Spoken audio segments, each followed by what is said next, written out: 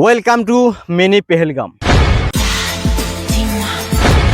যারা যারা ভাবতেছেন যে ঈদের দিন ভাটিবেলা বয়ফ্রেন্ড গার্লফ্রেন্ডকে নিয়ে এবং ফ্যামিলিকে নিয়ে বাগবর পাহাড় দেখতে আসবেন, তাদের জন্য এই ভিডিওটা খুবই দরকারি। কারণ বরপেটা ডিস্ট্রিক্টের সব থেকে জনপ্রিয় জায়গা হচ্ছে বাগবর পাহাড়।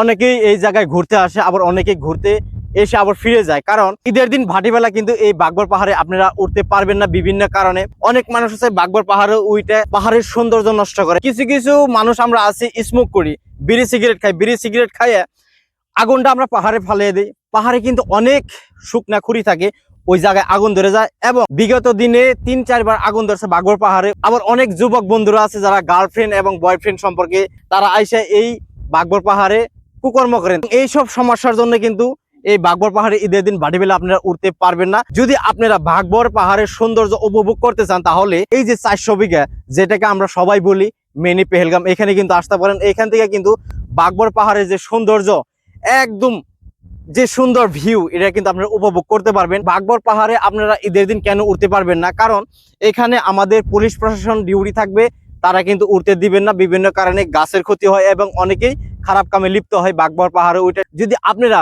বরপেটা ডিস্ট্রিক্টের সব থেকে জনপ্রিয় জায়গা উপভোগ করতে আসেন, তাহলে আপনারা এই 400 বিঘে আসবেন। এই 400 বিঘে কিন্তু ঈদের দিন ভাটিবেলা অনেক মানুষ হবে, অনেক দোকান আসবে, আপনাদের পছন্দের খাবার খেতে পারবেন, কোল্ড ড্রিঙ্কস, আইসক্রিম, যাবতীয় বস্তু আপনারা খেতে পারবেন এবং এই বাগবর পাহাড়ের যে সৌন্দর্য ভিউটা, এটা উপভোগ করতে পারবেন।